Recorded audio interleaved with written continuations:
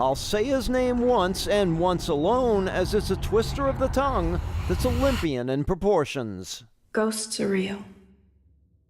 That much I know. And director Guillermo del Toro just loves him. He's known for mining the gorgeously blistering midpoint between fairy tale and nightmare with films like Pan's Labyrinth. And now with Crimson Peak, his stage is a glorious haunted house. Would you be mine? But we'll get to that in a bit. Edith, this is my sister. First, a few introductions. Tom Hiddleston stars as a man after a lady's hand. She's played by Mia Wasikowska. Thomas, your bride is frozen. I run you a hot bath. They're living on high hopes, that is, until they move into his creepy condo with his sinister sister.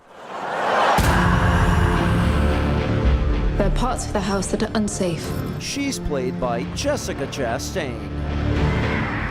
You know, what I love about your films is, on one hand, I always feel like I'm being told a beautiful fairy tale. Yes.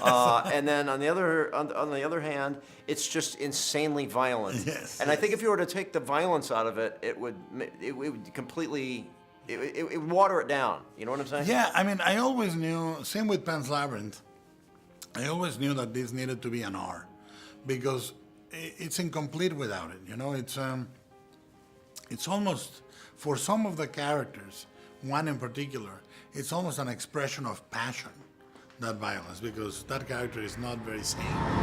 What was that? A house as old as this one becomes, in time, a living thing. Never go below this level. Tell me about this house. It was built to scale, is that correct? Yeah, the house is entirely built to scale.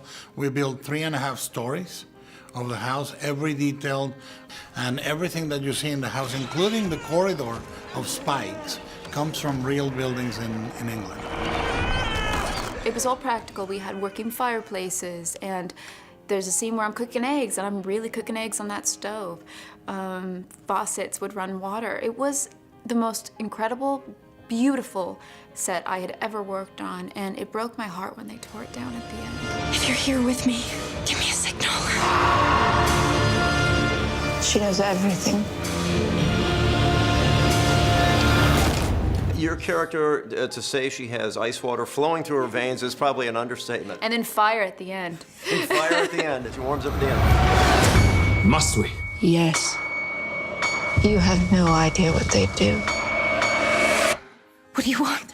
You know, Jessica's character was the moon and mine was the sun, and so we were kind of opposites in that way. And even just this idea that Jessica was a moth and I was a butterfly, and they had different sort of shaped wings in my costumes, and yeah, colors, and yeah, There's a lot of this, Yeah. As I recall, going on. Is that tremendously uncomfortable for you? it is quite uncomfortable. It's also quite like itchy, this kind of scratchy fabric.